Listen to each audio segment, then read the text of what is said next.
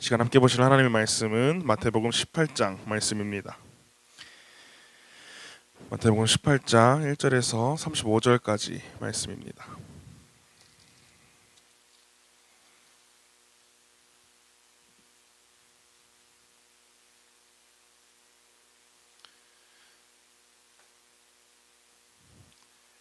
마태복음 18장 1절에서 35절까지 말씀, 제가 한 절, 여러분들이 한 절 교독하도록 하겠습니다. 그때 제자들이 예수께 나와 이르되 천국에서는 누가 크니이까?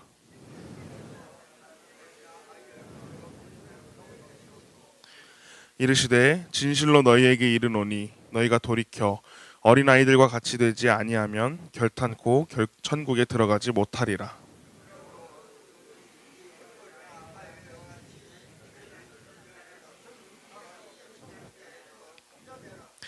또 누구든지 내 이름으로 이런 어린아이 하나를 영접하면 곧 나를 영접함이니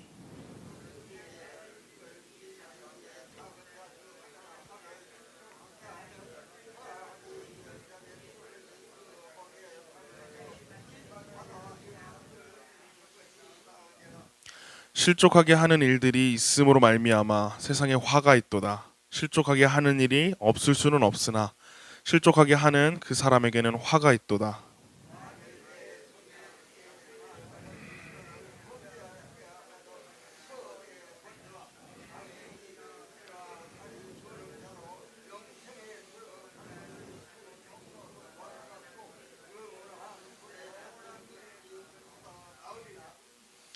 만일 내 눈이 너를 범죄하게 하거든 빼어내버리라. 한 눈으로 영생에 들어가는 것이 두 눈을 가지고 지옥불에 던져지는 것보다 나으니라.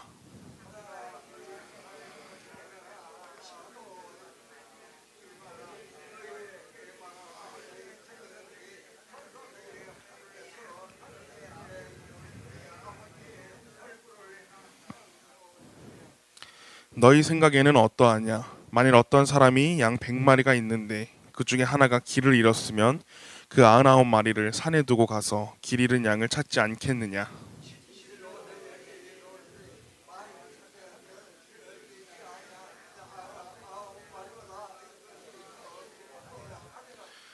이와 같이 이 작은 자 중에 하나라도 잃은 것은 하늘에 계신 너희 아버지의 뜻이 아니니라.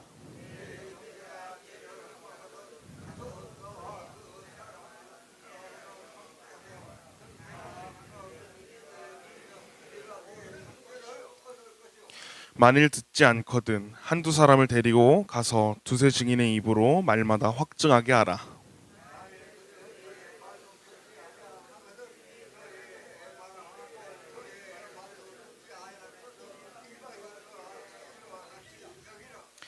진실로 너희에게 이르노니 무엇이든지 너희가 땅에서 매면 하늘에서도 매일 것이요 무엇이든지 땅에서 풀면 하늘에서도 풀리리라.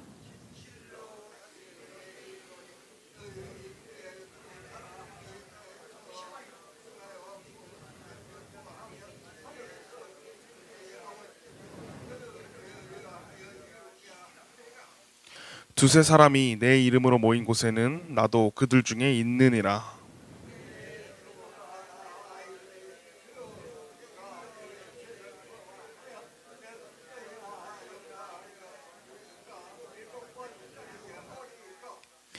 예수께서 이르시되 내게 이르노니 7번뿐만 아니라 7번을 70번까지라도 할지니라.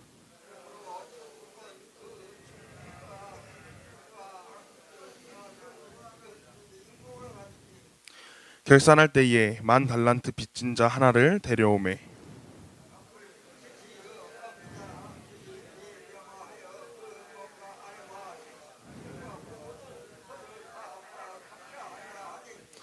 그 종이 엎드려 절하며 이르되 내게 참으소서 다 갚으리이다 하거늘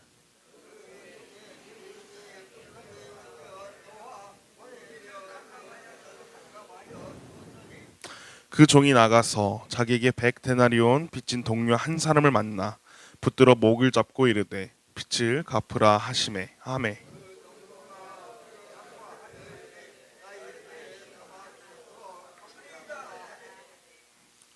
허락하지 아니하고 이에 가서 그가 빚을 갚도록 옥에 가두거늘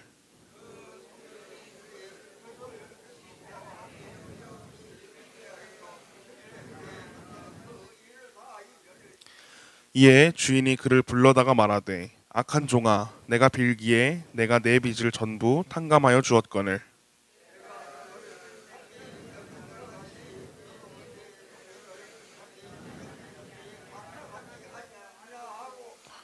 주인이 노하여 그 빚을 다 갚도록 그를 옥졸들에게 넘기니라.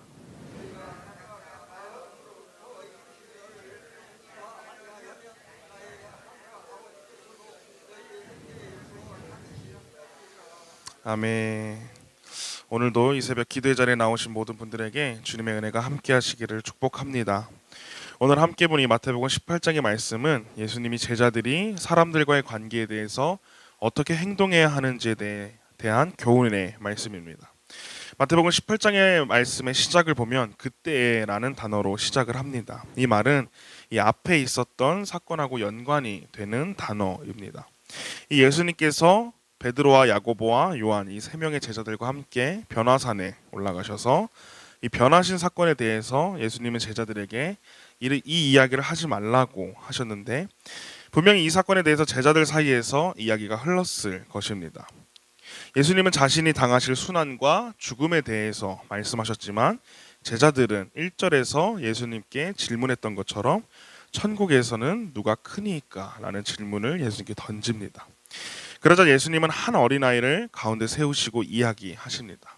당시 유대 사회에서 어린아이는 인정받지 못하는 존재였습니다. 이 어린아이는 철이 없는 또 보채고 또 쉽게 속아 넘어간다는 그런 이미지가 있었던 게 바로 어린아이였습니다. 그런데 예수님은 이 어린아이를 무리 가운데 데려다가 이야기를 하십니다. 오히려 반대로 아이의 겸손과 또 아이의 의존성을 내세워서 제자들에게 말씀하십니다. 예수님께서 말씀하시는 겸손은 자기를 낮게 생각하는 것, 또 자기 이상으로 생각하는 것이 아니었습니다. 참으로 겸손한 사람은 자기를 알고 자기를 그대로 받아들이며 자기 자신의 모습을 통해서 하나님께 영광을 돌리는 사람입니다. 겸손한 사람은 하나님이 자기에게 주신 그 은사를 부인하지 않고 그것을 하나님의 영광을 위해 사용하는 사람이 바로 겸손한 사람입니다. 예수님은 무리 가운데에 또 제자들 가운데에 어린아이를 세우시고 말씀하십니다. 3절과 4절 말씀에서 예수님이 이렇게 말씀하십니다.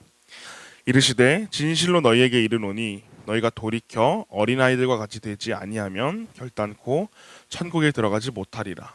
그러므로 누구든지 이 어린아이와 같이 자기를 낮추는 사람이 천국에서 큰 자니라. 아멘. 예수님은 천국 안에서 제자들이 누가 크냐라는 그 논쟁을 하고 있는 제자들 사이에서 그런 식의 교만은 천국에 들어가지 못한다. 그런 교만은 천국에 들어가지 못하는 죄라고 말씀하십니다. 어린아이처럼 되지 않으면 천국에 들어가지 못한다라고 이야기를 하십니다. 그러나 여기서 예수님께서 말씀하시는 것은 천국에 들어가는 조건이 어린아이처럼 되라는 말씀이 아닙니다. 천국에 들어가는 것은 사람의 노력에 달린 것이 아니라 오직 예수님을 구주로 받아들여야 한다. 예수님을 메시아로 받아들여야 한다는 의미를 가지고 있는 것입니다. 우리 모두가 예수님을 구주로 받아들이시고 믿으시길 소망합니다. 주님은 우리의 메시아, 구주로 인정하고 그분을 위해 살아간다면 그것이 어린아이와 같은 모습으로 살아가는 모습이고 그 모습이 진정한 제자의 모습, 그리스도인의 모습인 줄을 믿습니다.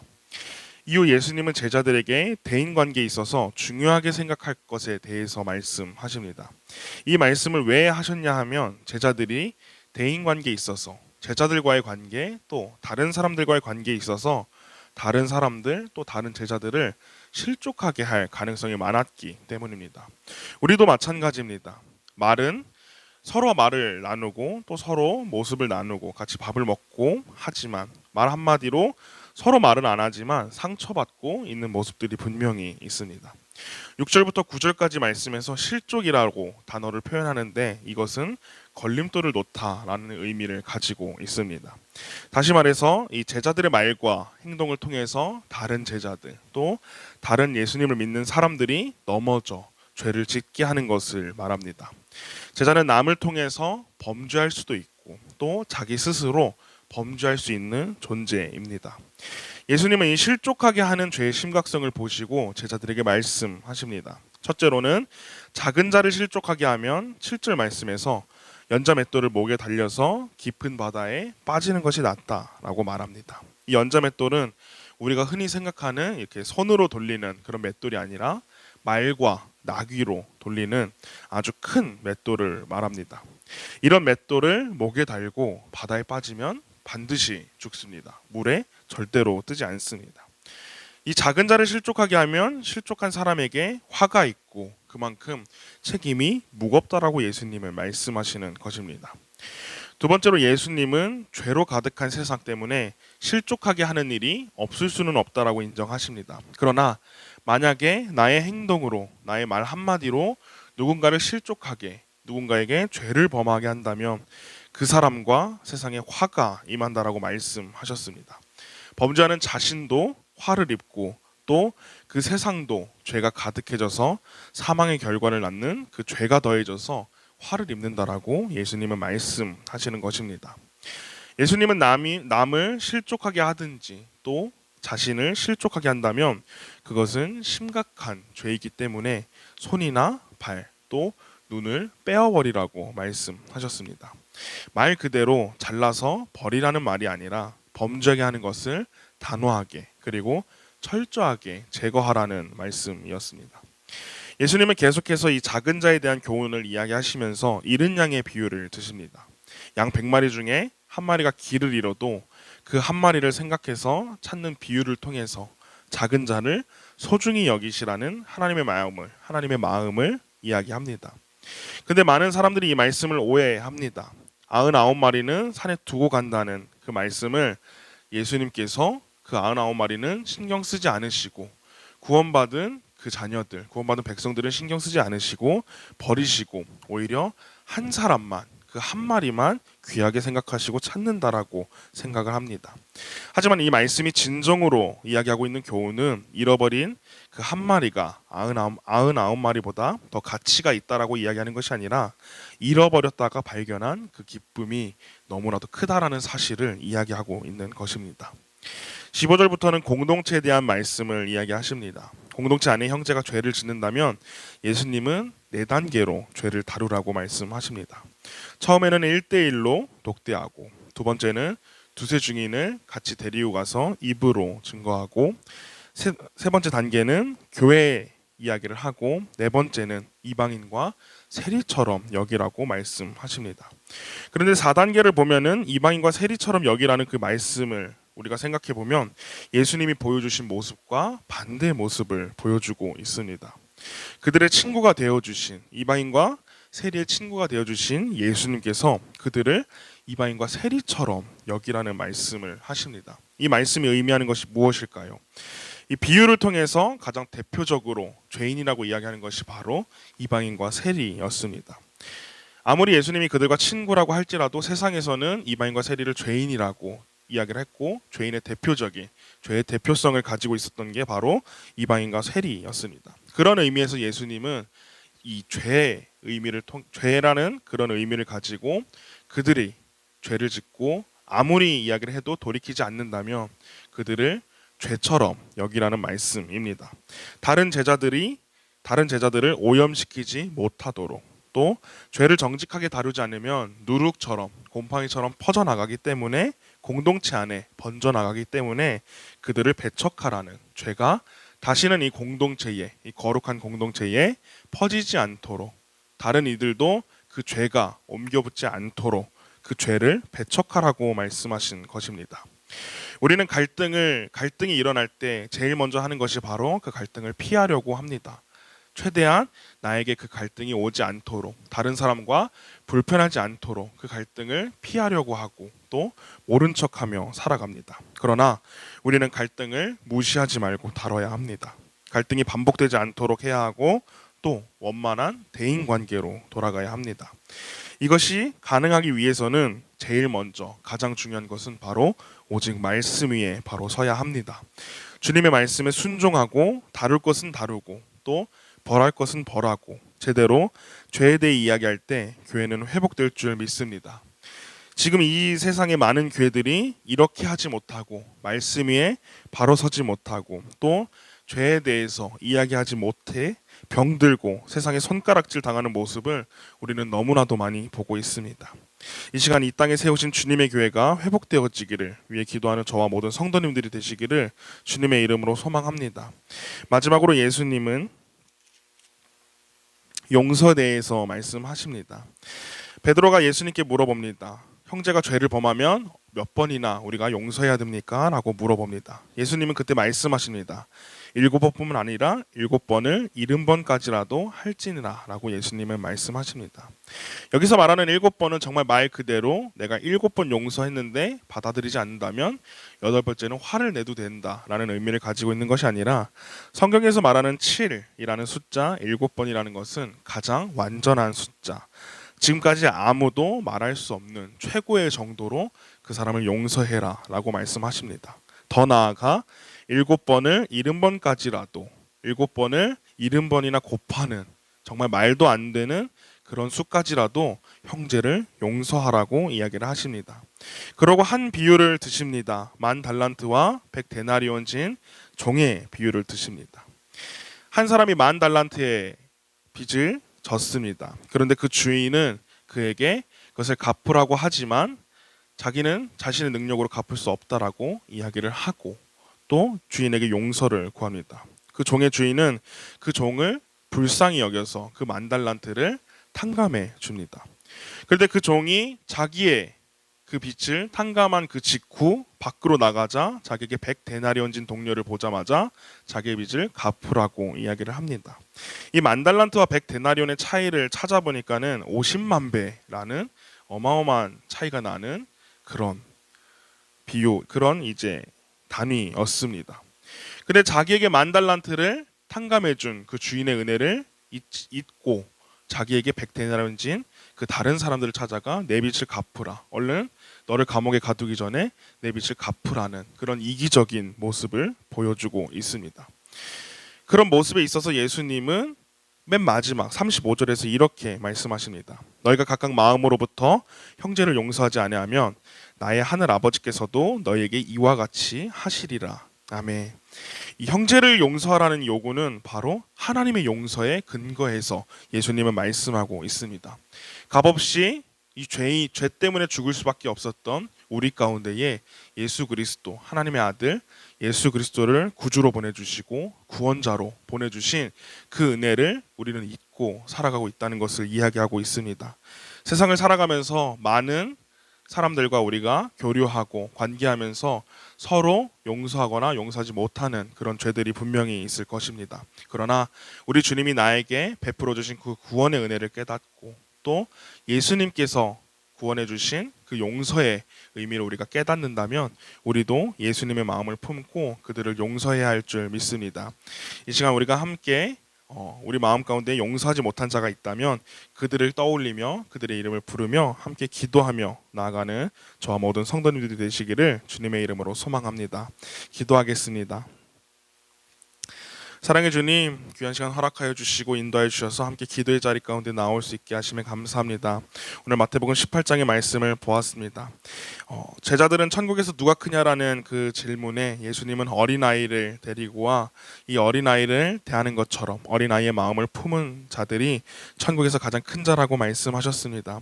우리가 어린아이처럼 그런 미숙한 자들이 아니라 어린아이처럼 자신의 한계를 인정하고 오직 부모님께 붙어있는 그 어린아이와 같이 우리도 예수님께 붙어있고 예수님 안에 나를 인정하고 나의 한계를 인정하고 모든 것들을 구하며 살아갈 수 있도록 우리를 인도하여 주시옵소서. 세상을 살아가면서 많은 죄들을 짓고 있습니다. 나의 말 한마디로 나의 행동 하나로 상처받고 또 죄를 짓고 있습니다. 그러나 우리의 말과 행동에 있어서 더욱더 철저하게 우리가 예민하게 반응하며 죄에 있어서도 우리가 예민하게 반응하여서 주님께 죄를 짓지 않도록 우리를 인도하여 주시고 만약에 죄를 짓게 된다면 다시 한 번 더 주님께 나아가 철저하게 회개하며 나아갈 수 있는 은혜를 더하여 주시옵소서. 주님께서 우리를 값없이 구원해 주시고 용서해 주신 그 은혜를 붙잡고 나아가기를 소망합니다. 세상을 살아가면서 우리 마음 가운데 아직 용서하지 못한 자들이 있다면 이 시간 그들의 이름을 부르며 그들을 떠올리며 예수님이 나를 용서해 주신 것 같이 또 예수님이 나를 구원해 주신 그 은혜와 사랑을 기억하며 그들을 위해 용서하며 기도하며 나아갈 수 있는 귀한 시간 될 수 있도록 함께하여 주시옵소서. 또 예물을 드린 손길이 있습니다. 그 손길 가운데도 함께 하셔서 날마다 주님의 은혜를 느끼고 주님의 은혜를 경험하고 주님의 은혜로 살아갈 수 있도록 인도하여 주시옵소서. 이모들 말씀 살아계신 예수 그리스도의 이름으로 기도드렸습니다. 아멘. 하늘에 계신 우리 아버지여, 이름이 거룩히 여김을 받으시오며 나라가 임하시오며 뜻이 하늘에서 이루어진 것 같이 땅에서도 이루어지이다. 오늘 우리에게 일용할 양식을 주시옵고 우리가 우리에게 죄 지은 자를 사하여 준 것 같이 우리 죄를 사하여 주시옵고 우리를 시험에 들게 하지 마시옵고 다만 악에서 구하시옵소서. 나라와 권세와 영광이 아버지께 영원히 있사옵나이다. 아멘.